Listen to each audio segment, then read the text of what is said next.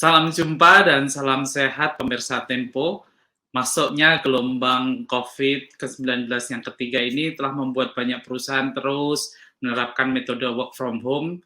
Bahkan untuk mendukung mobilitas para pekerjanya, banyak juga yang bergeser menjadi work from anywhere dan diperpanjang terus sampai sekarang. Dan kita melihat banyak dampak positifnya, mulai dari waktu yang lebih fleksibel, lebih dekat dengan keluarga, hingga meredanya stres akibat macet dari lalu lintas. Namun metode yang demikian ini di masa pandemi juga memiliki sisi negatif. Badan Organisasi Kesehatan Dunia atau WHO menyebutkan ada banyak orang yang merasa mengalami burnout atau sindrom yang muncul karena stres selama bekerja dengan model work from home ini. Bila seseorang tidak bisa memisahkan pekerjaan dan kehidupan pribadinya, dan itu terus bertumpuk-tumpuk bebannya, lambat laun itu akan mempengaruhi tubuh dan pikirannya. Dan burnout biasanya bisa muncul jika hal tersebut terjadi.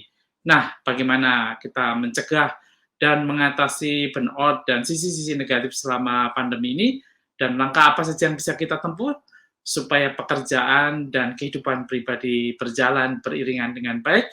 Bersama saya, Burhan Solihin, inilah kabar pandemi. Dampak psikologis work from home bagi para pekerja. Program ini bisa Anda saksikan di kanal YouTube TV Tempo dan saluran digital TV Tempo. Dan telah bergabung bersama kami beberapa narasumber yang kompeten di bidang ini, yaitu Head of Public Relation and Media Partnership, Oxygen.id, Mbak Renald Devi, dan yang kedua adalah Mas Sagara Rizal, beliau adalah dari Lead of Talent Experience Codec, dan yang ketiga adalah Mbak Sonia Natasa dari HR praktisi dan psikologis. Selamat datang semuanya Mbak dan Mas. Terima kasih telah bergabung bersama kami di acara TV Tempo. Halo Mas, makasih udah ngundang kita. Selamat siang. Terima kasih Mas Burhan. Baik, langsung saja kita mulai berdiskusi. Kali ini kita akan berdiskusi dengan berbincang-bincang dengan Head of Public Relation dan Media Partnership Oxygen.id, Mbak Renat Devi. Mbak Renat, selama 2 tahun ini kayaknya mungkin akan terus berjalan terus ya. Aduh, jangan dong. Jangan ya. Kondisi pandemi terus seperti ini, dan kita pengen tahu karena semua orang bekerja di rumah, bekerja nggak lagi di kantor, mungkin mayoritas tidak di kantor. Nah, bagaimana kondisi atau fenomena penggunaan internet di Indonesia ini? Apakah terjadi lonjakan mungkin yang dialami oleh Oxygen sendiri? Oke, makasih Mas Burhan pertanyaannya. Nah, aku pengen jelasin sedikit tentang produk Oxygen.id dulu ya. Produk Oxygen.id itu terbagi menjadi 2, di mana kami menyediakan solusi internet untuk kebutuhan rumah dan bisnis. Tentunya selama 2 tahun terakhir ini, semenjak diberlakukannya WFH, kita bisa melihat perbedaan yang cukup signifikan dalam produk FTTH kita. Kira-kira kenaikannya mungkin sekitar 43%.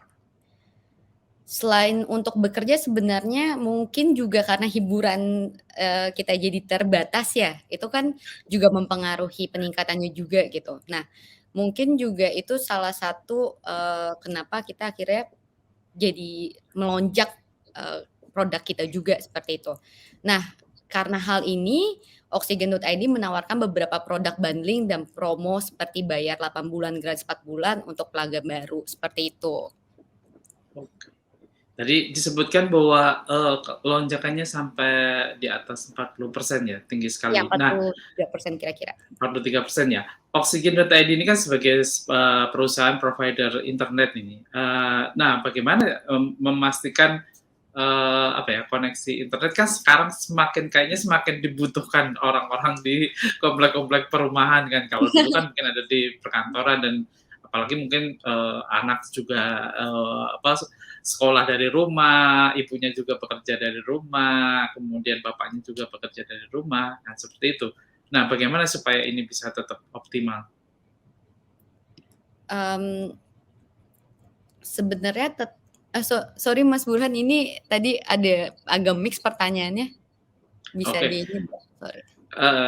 Ya, kita melihat bahwa tadi terjadi lonjakan penggunaan internetnya. Nah, di dalam penggunaan di rumah sendiri ini kan semakin tinggi kan. Ada yang untuk sekolah, Ya. kemudian ada yang untuk hiburan. Nah, bagaimana kira-kira kalau yang disarankan oleh Oksigen.id untuk mengatasi lonjakan kebutuhan itu pada saat yang bersamaan? Oke, sebenarnya ya kalau misalnya bagi kita sebagai internet service provider tentunya kebutuhan internet itu tergantung penggunanya juga. Jadi kalau misalnya di rumah ada banyak orang, pastinya kita membutuhkan koneksi internet yang lebih tinggi. Jadi jangan sampai kebagi karena mungkin beberapa kalau untuk di rumah itu bukan dedicated seperti di bisnis atau di kantor-kantor. Jadi mereka lebih ke up to. Jadi misalnya mungkin kalau kita pesannya up to 50 megabytes per second belum tentu itu dapatnya 50 megabytes per second juga. Jadi kalau memang dilihat seberapa banyak pemakaiannya di dalam rumah, itu sebaiknya dihitung juga secara kebutuhannya. Kira-kira kalau untuk main game atau ini kan mereka kebutuhannya tinggi banget tuh ya kan, Betul. nggak boleh sampai nge-lag gitu. Tapi kalau misalnya cuman online meeting, kita streaming atau kebutuhan-kebutuhan yang datanya kecil, ya mungkin tidak perlu kecepatan yang terlalu tinggi atau bandwidth yang terlalu tinggi. Seperti itu sih sebenarnya, lebih menyesuaikan pemakaian internet kita dengan bandwidth yang kita pilih, seperti itu, Pak. Tapi ini memang banyak, customer yang menaikkan bandwidth-nya nggak, Mbak, selama Oh, pandemi ini? iya, jauh banget. Jauh Jauh ya? banget sih, kayak, bahkan sekarang tuh kita tuh sampai, mmm, untuk produk sendiri, untuk rumah aja kita udah seperti apa ya, menawarkan seperti dia udah bisnis gitu, Pak. Biasanya kalau Oke. rumah kan, ya udahlah kalau 100 Mbps aja udah cukup, ini tuh kayak, "Mbak, saya bisa 200, 300 atau berapalah pokoknya." Jadinya karena mereka saking butuhnya internet di dalam rumahnya mereka dengan kecepatan tinggi dan kestabilannya juga, seperti itu. Jadi, banyak juga yang ambil paket yang tadi ya, 200 sampai 300, Mbps ya berarti ya Iya, kecepatannya ya? pokoknya Padahal biasanya berapa, Mbak? 10, 20, atau 30? biasanya 100 Mbps di dalam rumah aja tuh udah, wah cepat banget nih gitu loh di Oke. dalam rumah, berasa kantor nih, Iya, internetnya gitu kan. Tapi sekarang karena memang semuanya kebanyakan dari streaming, ya maksudnya kita aja sekarang streaming ya gitu.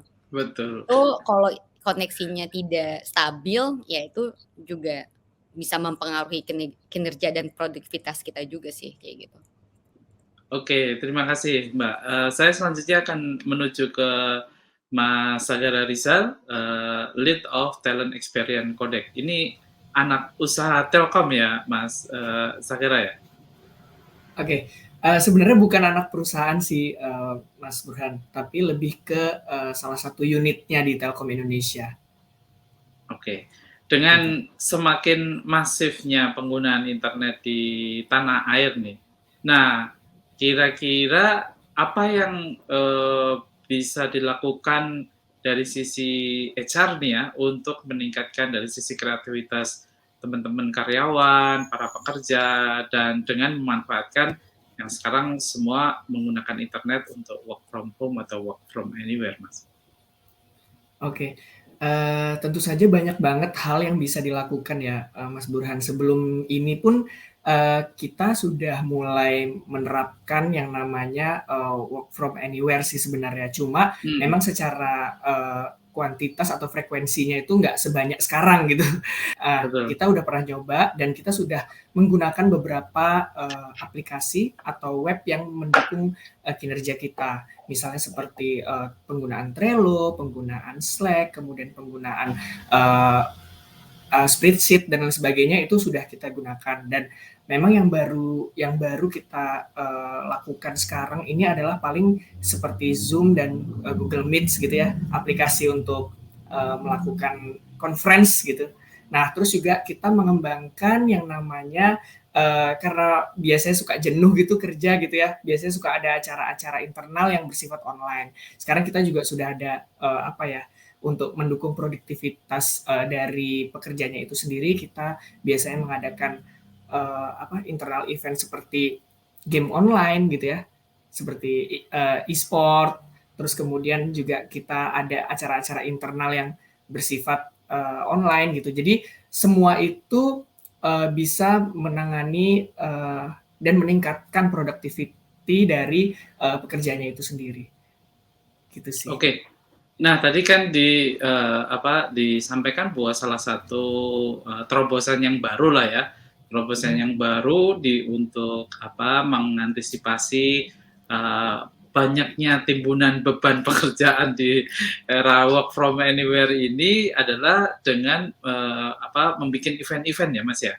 Nah, Ya, itu benar. sejauh mana dampaknya Mas untuk mengurangi stres atau mengurangi yang kata orang sekarang disebut dengan burnout dan segala macam kayak gitu? Oke, sebenarnya burnout itu ada 4 definisi ya Mas ya, kalau dari Oke. sisi HR gitu. Yang pertama fisik, kemudian mental, lalu sikap dan perasaan tidak penting gitu kalau menurut penelitian yang saya baca. Nah, untuk burnout sendiri kita biasanya lebih ke sikap dan mental sih. Nah, kita waktu era pandemi mungkin 4-5 bulan setelah pandemi pertama kali itu, kita melakukan survei akhirnya. Tentu saja bekerja sama dengan lembaga psikologi dan kita mengukur tingkat stres, depresi dan kecemasan dari karyawan-karyawan kita. Sehingga dari situ kita merasa waduh ini kayaknya baru 5 bulan udah mulai merasa burnout, merasa ada sesuatu yang beda, mungkin culture shock juga karena yang tadinya nggak ngurusin rumah jadi ikut ngurusin rumah gitu misalnya seperti itu. Nah akhirnya selain internal event tadi kita lakukan itu, kita juga memfasilitasi fasilitas untuk konsultasi ke psikolog ya, untuk ke psikolog gitu. Jadi kita bekerja sama dengan lembaga psikologi untuk membantu teman-teman untuk menyelesaikan problemnya baik secara mental ataupun sikap media yang berbeda gitu. Itu kita fasilitasi dan alhamdulillah setelah setahun pandemi dari 5 bulan tersebut kita sudah melakukan pengukuran lagi gitu ya, dan baik dari segi engagement maupun dari segi mental health itu alhamdulillah sudah better walaupun belum 100% dah ya gitu. Tapi sudah lebih baik sekitar mungkin peningkatannya sekitar 40 sampai 60%. Jadi 40% lebih baik ya? Ya, lebih baik dari segi mentalnya juga productivity-nya Mas dan juga engagement-nya ke perusahaan. Menarik sekali ini. Tapi tahan dulu Mas, kita akan melanjutkan diskusi. Selanjutnya saya akan bertanya kepada Mbak Sonia Natasha, HR practitioner dan psikologis. Mbak, tadi disebutkan ya bahwa di awal-awal mungkin banyak perusahaan yang mengalami karyawannya, itu tadi ada cultural shock, kemudian juga burnout, dan tidak tahu bagaimana cara mengatasinya kan gitu. Nah, ini kalau kita lihat dari dua sisi nih Mbak ya, mungkin work from home atau work from anywhere ini menurut praktisi HR bagaimana ini kan gitu kan, dari sisi positif maupun dari sisi negatifnya. Oke, baik, terima kasih Mas Burhan. Jadi menarik ya mendengarkan tadi cerita Mas Segara juga bahwa perusahaan ada upaya nih karena melihat kondisi perusahaan atau kondisi karyawan sepertinya kurang maksimal. Jadi sebenarnya WFH atau WFA sekarang ya tentu ada dampak positif dan negatifnya.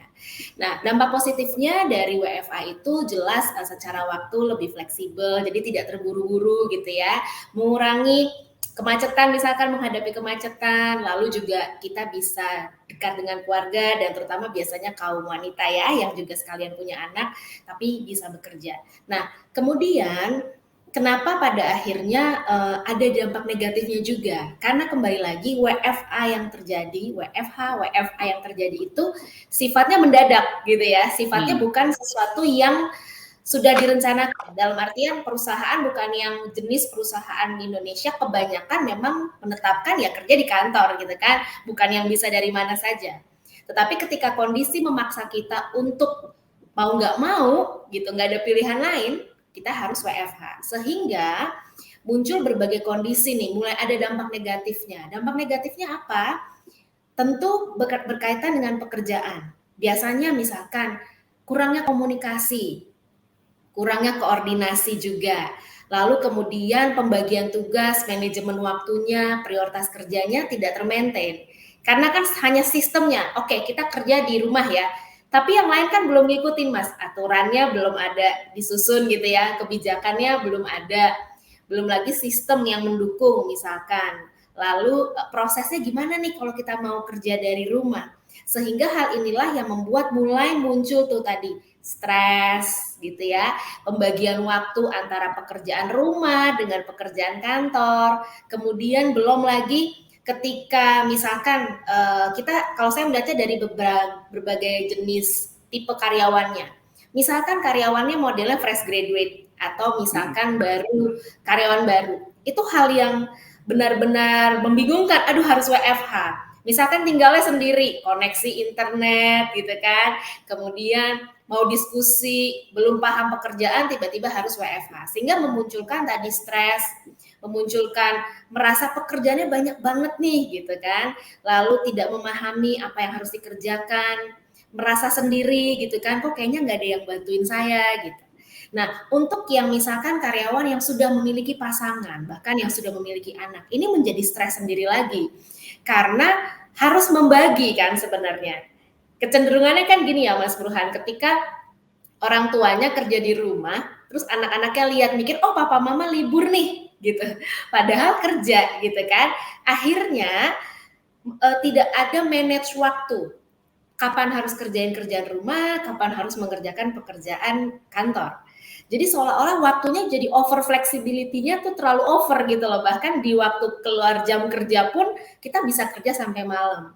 Akhirnya mungkin kurang istirahat, malah yang harusnya bonding jadi kurang bonding sama keluarga karena belum ada pengaturan. Jadi dibilang dampak positif pasti ada gitu ya.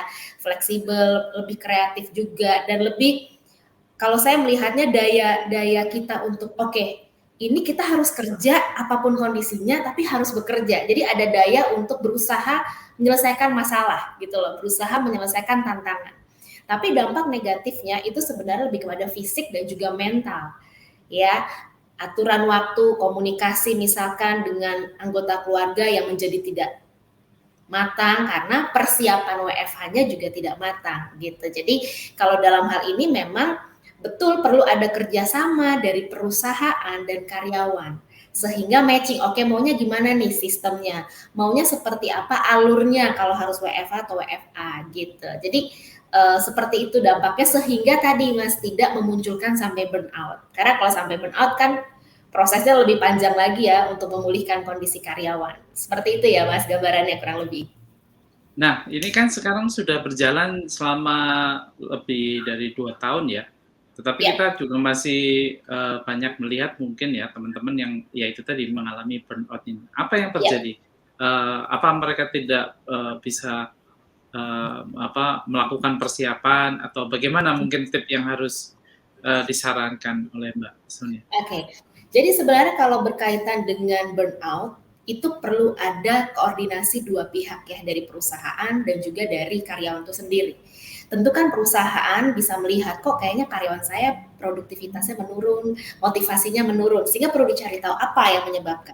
Apakah karena tugasnya, apakah karena koordinasi dengan tim atau rekan, atau apapun itu bisa terlihat. Bahkan tadi seperti Mas Segara bilang, kita bisa bikin surveinya sehingga nanti lebih aktual gitu, datanya lebih tajam. Nah, sebenarnya cara untuk kita mengatasi burnout, kita harus sadar dulu nih. Kondisi kita harus aware bahwa aduh ini udah nggak bener nih, kesehatan saya udah mulai terganggu, tidur saya misalkan, waktu-waktu penting saya mulai terganggu. Kita harus aware dulu dengan kondisi itu. Sehingga ketika kita mengatasinya, kalau berdasarkan pengalaman dari teman-teman karyawan yang konseling, buat saya pertama buat prioritas. Jadi kita harus catat dengan detail prioritas, apa yang harus kita kerjakan terlebih dahulu. Apa yang harus kita siapkan ketika kita mau bekerja. Gitu. Misalkan kita mulai bekerja ya starting biasanya jam 8, jadi jangan diubah rutinitasnya Mas. Misalkan jam 8 kita biasa kantor, WFH ini jadi jam 9 aja deh gitu. Atau jadi jam 7 aja deh, itu akan mengganggu jadwal kita yang lain gitu. Jadi tetap ikuti, jadi buat prioritas, buat list. Jadi jam 8 kita mulai kerja. Gitu ya, mau mandi atau enggak ya nggak apa-apa ya, terserah. Tapi saya bilang jangan diundur waktunya. Karena ketika Oke. kita udah siap-siap, jadi buat diri kita kayak kita kerja seperti biasa, tapi tempatnya aja yang dirubah di rumah ya. Kemudian yang berikutnya adalah salah satunya perlu ada komunikasi dengan keluarga dan atasan. Sehingga kita bisa kasih tahu ke atasan, Pak, ini kondisinya seperti ini kalau WFH. Karena saya anak-anak juga harus bangun pagi untuk sekolah dan yang lain misalkan. Anak juga online, apalagi anak-anak juga online ya Pak, itu semakin double gitu kan. Dan bicarakan dengan anggota keluarga di rumah. Misalkan yang sudah memiliki pasangan atau sudah berumah tangga, koordinasikan dengan pasangan gitu loh, sehingga kita sama-sama tahu waktunya. Oke, waktu kamu kapan, waktu saya kapan, jamnya kapan, biasanya ada jadwalnya seperti apa, itu harus terbuka. Begitu juga dengan anggota keluarga yang lain. Kenapa? Supaya semua orang di rumah tuh tahu, oh kita ini lagi WFH, bukan diem doang di laptop lagi main sosial media terus enggak kerja loh, cuma tempatnya di rumah gitu. Jadi kita perlu kasih tahu dan komunikasikan ya. Dan kemudian kita yang tadi saya bilang harus kontrol diri. Kalau memang waktunya jam makan siang ya berhenti dulu, selesai dulu. Jangan digempur terus gitu, capek kan kalau digempur terus. Udah mendekati jam makan siang ya udah take a break dulu sebentar, izin misalkan Pak makan siang dulu ya, atau Bu makan siang dulu. Begitu juga dengan waktu-waktu yang lain. Jadi memang perlu ada koordinasi dengan atasan, karyawan juga dengan anggota keluarga ya. Nah, kalau sudah merasa bahwa ini udah nggak bisa nih gitu, sudah lelah banget dan sudah mengganggu fisik dan mengganggu mental, memang perlu adanya konsultasi dengan profesional apapun itu, misalkan di HR dengan tim HR biasanya kan lebih bisa terbuka, atau tadi dengan bantuan kita cerita ke kantor, mungkin perusahaan memiliki solusi mengenai masalah tersebut. Jadi kita harus sadar dulu, komunikasikan dan lakukan gitu, sehingga nanti bisa termanage dengan lebih maksimal. Seperti itu ya Mas ya. Oke, terima kasih Mbak Sonia. Pemirsa, kita akan membahas lebih dalam topik ini setelah jeda yang berikut ini.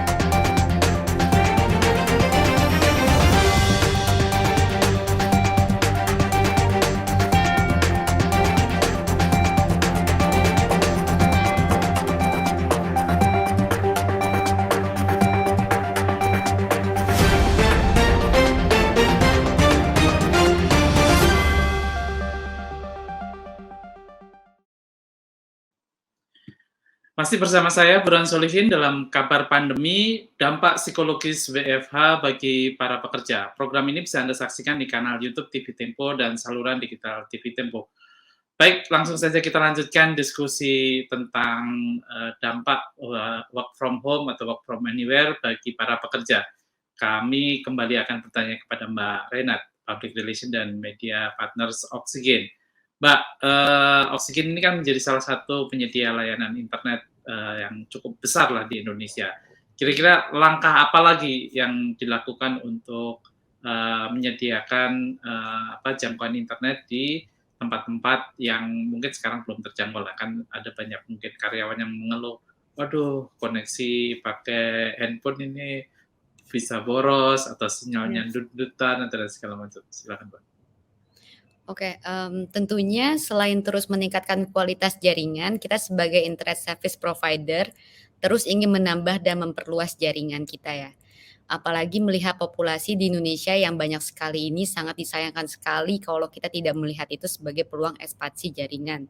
Nah, Semenjak pandemi ini sebenarnya kami sudah membuka beberapa cabang dan jaringan baru selain di area Jabodetabek, yaitu salah satunya di Pangkal Pinang, Labuan Bajo, Bali, Jambi, Medan, dan Pontianak. Dengan harapan warga di kota-kota tersebut sudah bisa merasakan koneksi jaringan fiber optik anti baper kita ini. Nah, kalau untuk langkah sendiri ya itu sudah menjadi langkah yang kita ambil dalam memperluas dan memeratakan jaringan kita juga sih untuk ya buka di area-area Jabodetabek itu. Seperti itu Mas Burhan. Oke. Jadi ke depannya ini kira-kira masa depan internet cepat yang memakai broadband, terutama yang memakai fiber optik ini akan semakin penetrasinya akan semakin tinggi ya Mbak ya? Iya tentu, soalnya demand-nya juga tinggi sekali ya dari warga-warga Indonesia gitu. Apalagi kalau dilihat dari mungkin sebenarnya sih kesiapan di Indonesia tuh udah bagus banget semenjak diresmikannya Tol Langit tahun 2019 oleh Pak Jokowi. Nah, itu kan sudah memeratakan internet Indonesia, tapi memang belum optimal dan melihat sekarang kita ada di posisi di mana internet itu adalah kebutuhan pokok gitu. Mungkin kedepannya pasti akan menjadi suatu prioritas lagi lah untuk pemerintah untuk mengembangkan dan mendevelop internet kita seperti itu. Oke, terima kasih Mbak Rena. Saya akan beralih ke Mas Sagara Rizal, Lead of Talent Experience Codec. Mas, bisa nggak diceritakan pengalaman di perusahaannya Mas Sagara ini? Bagaimana cara perusahaan tadi mengatasi burnout dan membuat karyawan itu tetap merasa engaged dan tetap produktif. Ini kan soalnya ini kan keluhannya ini kok kerjaanku tambah banyak ya selama pandemi ya, karena rapat seperti kayak nggak habis-habis gitu. Silakan. Oke. Baik, terima kasih Mas Burhan. Oke, ini fenomena yang terjadi di semua perusahaan pasti ya gitu ya. Karena kita juga benar-benar kaget juga gitu bisa seberubah ini gitu ya. Nah, namun memang kita juga harus bisa beradaptasi terhadap lingkungan ya, apa yang terjadi di lingkungan saat ini. Nah, salah satu yang dilakukan adalah mencoba mengedukasi melalui mindset terlebih dahulu, Mas. Jadi mindset-nya tuh kita harus memang sudah merasa bahwa oh ya kita ini sudah tidak bisa bertatap muka gitu ya untuk saat ini gitu.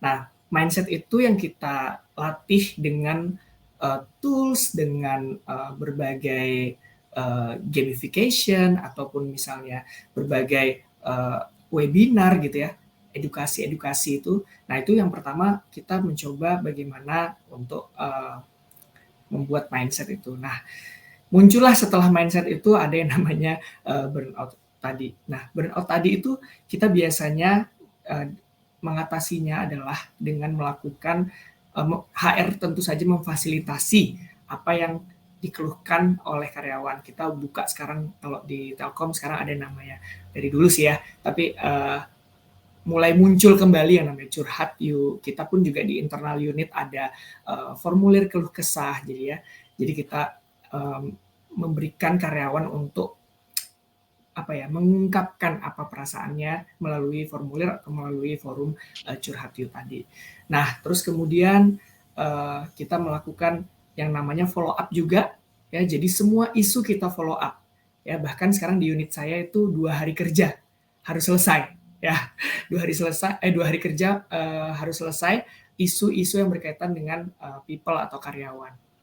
Nah, dari situ kita biasanya juga mengembangkan namanya job description. Jadi job description kita perketat lagi ya supaya tidak ada yang namanya burnout. Terus kemudian ada juga kita kembangkan yang kita menggunakan objective key result ya untuk parameternya. Nah, selain itu ya seperti yang tadi saya bilang, untuk sarana fun learning-nya ya ada sharing session yang tidak berkaitan dengan pekerjaan, kemudian ada webinar-webinar pendukung, misalnya seperti cara pengelolaan uang di era pandemi, kemudian tentang mental health juga gitu. Nah, terakhir ya memang kita sediakan komunitas-komunitas yang berbasis online. Misalnya kalau dulu komunitasnya itu berbentuk ekstrakurikuler. Misalnya ekstrakurikulernya apa ya? Seperti badminton gitu ya. Terus pingpong gitu. Nah, kalau sekarang sementara ini kita alihkan dulu untuk ke ekstrakurikuler atau komunitas-komunitas yang berbasis online seperti e-sport. Gitu sih Mas. Jadi kita dari HR-nya pun juga, dari HR internalnya juga, kita terus mengembangkan bagaimana caranya supaya burnout ini tidak terjadi di masing-masing karyawan. Salah satunya tadi juga yang saya sebutkan, adanya penambahan fasilitas yang tadinya nggak ada ya, tuh kita nggak concern masalah mental health. Sekarang udah mulai tuh kita kita harus bekerja sama dengan lembaga psikologi untuk memberikan salah satu benefit atau facility buat teman-teman karyawan di Codex itu sendiri. Tadi disebutkan bahwa salah satunya adalah untuk mengatasi burnout ini adalah dengan mengadakan banyak event-event online ya, kegiatan ekstrakurikuler yang tadinya offline dipindah ke online seperti e-sport dan segala macam. Bisa nggak dikasih contoh Mas ya? Seberapa efektif ini untuk katakanlah generasi baby boomer atau generasi yang lebih tua lah. Mungkin mereka sendiri kan mulai online-nya juga mungkin baru-baru ini, terus tiba-tiba harus ya itu tadi, bahkan untuk sharing session pun harus sharing session yang online. Boleh dikasih contoh salah satu acara yang diminati atau menarik dan mungkin cukup efektif untuk karyawan mengatasi burnout? Aku bicara terkait unit saya dulu ya Mas ya. Jadi di unit saya ini kebetulan memang tidak bisa dibilang generasi baby boomernya minim lah gitu. Nah, biasanya kita merangkulnya dengan cara mengajari, terus kemudian kebetulan di Telkom Group semuanya di Telkom Indonesia itu juga bahkan petinggi-petingginya juga sangat bergaya milenial sekali gitu. Kayak kemarin kita ada town hall bergaya BTS gitu, bahkan marketingnya pun juga isinya yang bapak-bapak leader yang baby boomers yang didandani seperti BTS seperti itu. Jadi bahkan sampai ke direkturnya ya, kalau nggak salah saya melihat foto direktur Mas Fajrin Rashid itu rambutnya rambut BTS banget gitu. Iya. Jadi memang kebetulan memang komitmen dari top manajemennya juga cepat beradaptasi ya Mas ya, gitu, bahwa sekarang memang era millennials, di mana era millennials itu yang benar-benar fun banget gitu cara kerjanya.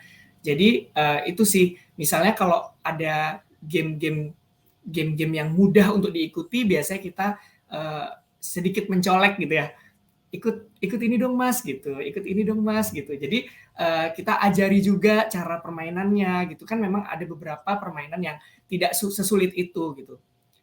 Misalnya game-game PS zaman dulu gitu, seperti CTR gitu ya, SCTR, terus kemudian ada game-game lain lah seperti Uno gitu. Jadi kan itu kayaknya kalau generasi baby boomer juga pasti udah tahu kan, itu ada Uno dan lain sebagainya. Nah itu kita buat online aja, sebenarnya bedanya itu aja sih Mas. Dan kebetulan biasanya kita sasar itu untuk yang baby boomers itu games-games yang tidak perlu skill tinggi, ya itu seperti main Uno atau main GTR. Tapi kalau yang generasi millennials gitu ya mungkin yang lebih susah seperti FF gitu, COD gitu, seperti itulah Mas, kurang lebih. Terima kasih atas jawabannya Mas Sagara. Selanjutnya saya akan beralih ke Mbak Sonia Natasha, practitioner dan psikologis. Oke Mbak Sonia, tadi sudah banyak diceritakan. Nah, boleh dikasih tip nggak bagi karyawan. Nah, sekarang bagi perusahaan, bagaimana supaya karyawannya itu tidak mengalami burnout dan lebih produktif tentunya. Oke, baik. Kalau bicara di area perusahaan ya Mas ya, jadi perlu adanya kesadaran dari top to bottom bahwa kondisi ini adalah kondisi yang harus sekarang untuk dilakukan. Jadi nggak bisa milih gitu loh. Kondisi WFH atau WFA adalah kondisi yang sudah harus dimasukkan di dalam strategi perusahaan sebenarnya gitu loh. Jadi nggak cuman ya udahlah cuman sesaat doang, nanti juga balik lagi, kalau saya rasa kondisi ini akan jadi normal ya, akan jadi sesuatu yang perlu dipikirkan secara matang. Jadi pertama, sadari bahwa kondisi ini penting dan perlu untuk didiskusikan lebih lanjut. Dan itu nggak bisa cuma untuk orang HR-nya aja, tapi harus dari topnya. Sehingga topnya juga menyadari, ketika topnya sadar, dia akan dengan mudah menjelaskan kepada tim-tim yang bergerak di bawahnya. Jadi pertama sadari tersebut. Kemudian yang kedua adalah mulai mungkin ada perubahan. Perubahan ini apa sih? Perubahan cara kerja, perubahan sistem, atau juga perubahan peraturan yang harus dimodifikasi disesuaikan dengan WFH. Ya, misalkan perubahan sistem, apakah yang tadinya masih manual, aduh kayak udah nggak mungkin lah kita manual, yuk kita bikin sistem, gitu ya, karena nggak bisa lagi, gitu. Jadi perlu sadari itu tidak hanya sekedar masalah fisik atau masalah mental, tapi sistem juga. Ketika sistemnya sudah bisa disesuaikan, baru yang berikutnya adalah kita bicara mengenai memaintain karyawannya dengan apa? Dengan penjelasan tugas yang detail, dengan penjelasan pekerjaan yang harus sesuai dengan kebutuhan mereka. Kemudian harus juga diimbangi. Jadi tidak melulu mengenai pekerjaan, tetapi perlu diselipkan kondisi-kondisi yang juga bisa membuat burnout ini secara perlahan menjadi tidak ada gitu ya di perusahaan. Jadi bisa diselipkan dengan kegiatan-kegiatan yang sifatnya juga online, ya baik itu yang sifatnya tadi fun, edukasi gitu ya, atau yang memang sifatnya untuk sharing. Mungkin sebagai contoh nih Mas Burhan ya, jadi ada beberapa perusahaan yang mulai memikirkan ini kok karyawannya produktivitasnya menurun ya gitu. Akhirnya perusahaan ini ya membuat oke, kita ini yuk kita punya satu aplikasi khusus gitu ya. Di dalam aplikasi itu pokoknya nggak boleh ngomongin kerjaan. Mau ada pimpinannya nggak boleh ngomongin kerjaan. Jadi yang diomongin apa aja, film misalkan, atau lagi ngomong pertandingan sepak bola, atau lagi nonton konser atau apapun yang sifatnya pokoknya dilarang ngomong soal kerjaan. Kenapa? Orang udah mumet ya ngomongin kerjaan terus, jadi dilarang. Sehingga ini membuat ternyata setelah dilakukan membuat ada hubungan yang lekat nih antara atas dengan yang bawah, ada kelekatan karena merasa oh ternyata yang capek WFH nggak cuma saya ya, atasan saya juga capek loh gitu. Dan ternyata untuk mengimbangi itu mereka melakukan kegiatan gitu ya. Jadi perlu ada komunikasi, perlu ada sesuatu yang fun. Perusahaan juga bisa memfasilitasi dengan kegiatan-kegiatan yang sifatnya olahraga. Sekarang olahraga juga sudah online ya Mas ya, bisa ikut kelas-kelas online, webinar, atau hal-hal yang sifatnya benar-benar di luar dari pekerjaan, sehingga ada keseimbangan. Dan yang pastinya juga jika perusahaan memang mampu untuk memfasilitasi ya perlu dipikirkan. Makanya tadi saya bilang WFH atau WFH ini sudah harus masuk dalam strategi sampai ke budgeting juga ya Mas ya. Betul. Sehingga perlu dipikirkan, oke kita butuh apa kalau ini, oh berarti kita butuh pihak luar, kita butuh sarana komunikasi atau internet untuk memfasilitasi, atau kita juga butuh misalkan tadi permainan atau misalkan kegiatan, jadi memang harus difasilitasi karena kondisi ini nggak bisa cuma diusahakan dari karyawan, jadi harus kedua belah pihak, tapi memang sumbernya dari atas ke bawah tuh sudah sepakat, sudah sama-sama tahu bahwa kondisi ini penting dan harus dilakukan, seperti itu. Mbak, kalau karyawan sudah benar-benar terlanjur mengalami burnout nih, nah dan efeknya mungkin banyak ya meluas ya. Nah, bagaimana ini solusinya? Bisa kasih tips nggak kan gitu? Oke, yang pasti baik dari sisi perusahaan maupun dari sisi ini ya, dari sisi karyawan. Oke, baik.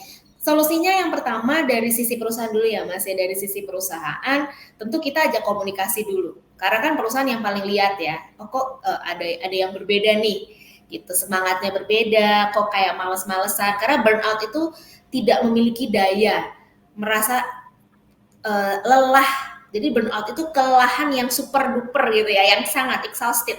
Karena itulah disebutnya burnout. Kita perlu tahu dulu, oh ini kayaknya sudah menunjukkan kelelahan. Maka pertama komunikasi. Perusahaan harus panggil, harus tanyakan dengan detail. Ada kondisi apa? sehingga tidak menebak-nebak atau tidak mengira-ngira, kok kayaknya dia burnout ya gitu, tidak, tapi benar-benar dikomunikasikan. Jadi perusahaan harus tahu. Kemudian sebisa mungkin perusahaan mulai melihat dan merubah. Oke, ini kondisinya lagi seperti ini. Apakah ada tugas-tugas yang perlu di-adjust? Gitu kan. Nanti kan akan terlihat ini sebenarnya kenapa sih? Apa karena waktunya? Apa karena perusahaan memberikan pekerjaan yang belum terlalu sesuai dan sebagainya, itu perlu ada adjust. Dan kemudian yang ketiga, buat saya sih memang harus ada fasilitasi seperti ajak karyawan untuk tadi membuka ruangan, apakah ada dilakukan konseling di dalam perusahaan gitu. Karena biasanya ya Mas, burnout ini nggak semata-mata pekerjaan saja. Tapi karena pekerjaan kemudian digabung lagi dengan kondisi rumah, yang setiap rumah kan punya konfliknya masing-masing nih. Nah, kadang-kadang jadi numpuk gitu. Jadi soal kerjaan semata-mata jadi kambing hitam nih gara-gara kerjaannya banyak nih misalkan. Padahal bisa jadi ada kondisi lain yang menyertai, kekumpul-kumpul tertumpuk meledak. Nah, makanya perlu bantuan profesional untuk menceritakan lebih detail gitu, karena biasanya kalau udah sampai burnout itu memang perlu ada proses, ada sesi-sesi lanjutan Mas untuk menyelesaikannya. Nah, dari karyawan ketika misalkan kondisi kelelahan itu mulai menyerang ya, karena biasanya burnout itu tidak hanya menyerang mental tapi menyerang fisik, mental dan juga perilaku kita. Fisik tentu jadi lelah, jadi mudah capek gitu kan, jantung deg-degan, berkeringat gitu. Padahal belum dikasih tugas tapi bawaannya udah capek. Mental jadi lebih stres gitu ya Mas, jadi lebih stres, overthinking, merasa sendiri. Nah, kalau dari perilaku bisa jadi kita sama orang tuh jadi kayak, duh apaan sih, jangan ganggu saya gitu. Jadi tidak bisa lekat sama orang karena kitanya merasa capek, kita merasa lelah. Nah, ketika kondisi ini tadi terjadi, ketika kita sadar kondisi terjadi, maka kita perlu terbuka. Jadi untuk karyawan-karyawan yang merasa di dalam kondisi ini jangan diam saja. Perlu terbuka sama atasan, sama keluarga, sehingga ada solusi. Dari atasan harus terbuka sehingga mengetahui. Kemudian dari keluarga juga tahu, sehingga ketika kondisi ini nanti semakin berkembang, bisa membutuhkan bantuan yang lebih detail. Nah, kemudian tadi sebenarnya tipsnya yang tadi sempat saya sampaikan, mulai ketika sudah sadar dan membutuh bantuan orang lain, mulai pilah bahwa pekerjaan itu harus ada prioritasnya, harus ada waktunya, dikomunikasikan gitu. Sebagai contoh, burnout itu kadang-kadang terjadi karena ketika kita merasa burnout, kita tuh diam. Kayak merasa gak cerita aja, diem tapi ya capek, tapi lelah, tapi marah, tapi kesel, badan sakit gitu kan, stressful. Nah, pelan-pelan ketika mau diceritakan, mau terbuka, maka solusi-solusi itu pasti akan ada, baik dari perusahaan, baik dari keluarga atau dari rumah tangga gitu ya, dari anggota keluarga, atau dan muncul juga dari diri sendiri gitu Mas. Oke, menarik sekali perbincangan kita dengan para narasumber. Pemirsa, kita akan kembali setelah jeda yang berikut ini.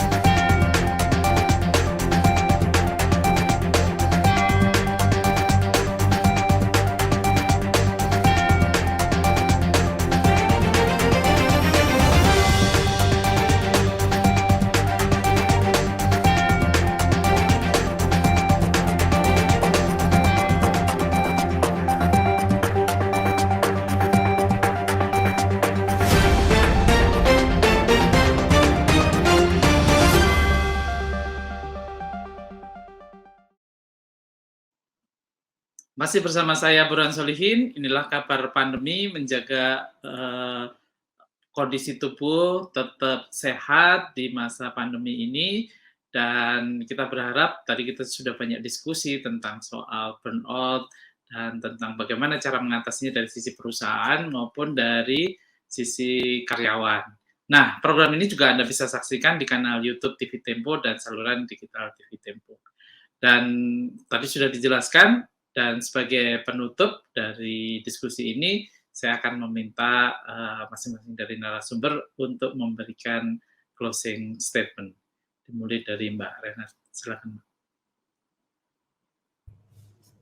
Ya, makasih Mas Burhan atas interviewnya juga, makasih banget. Dari Oksigen.id sendiri, kita berharap semoga yang sedang WFH atau dimanapun koneksinya tetap terjaga, aman, apalagi kalau pakai Oksigen.id ya. Dan juga semoga sehat-sehat semuanya, tidak ada yang dalam keadaan sakit. Dan semoga kedepannya kita sudah tidak mengalami masa pandemi ini lagi ya. Seperti itu aja sih dari kita. Makasih Mas Burhan. Terima kasih Mbak Renat Devi dari Oksigen.id. Selanjutnya silakan Mas Sagara Rizal, Lead of Talent Experience Codec. Oke, terima kasih Mas Burhan sebelumnya. Mungkin pesan aku sih sedikit lebih ke arah mental health-nya ya gitu. Jadi tadi kurang lebih sama juga. Tapi yang perlu saya tambahkan adalah sekarang buat semua teman-teman ya, buat semua karyawan ataupun ya mungkin nggak cuma karyawan juga, kalau misalnya memang dirasa mulai terganggu, mulai ada kecemasan, mulai ada merasa stres, jangan takut untuk speak up gitu, karena sekarang itu sudah seharusnya kita melek terkait mental health gitu ya. Jadi jangan pernah dipendam gitu ya, jangan pernah disimpan-simpan, keluarkan aja.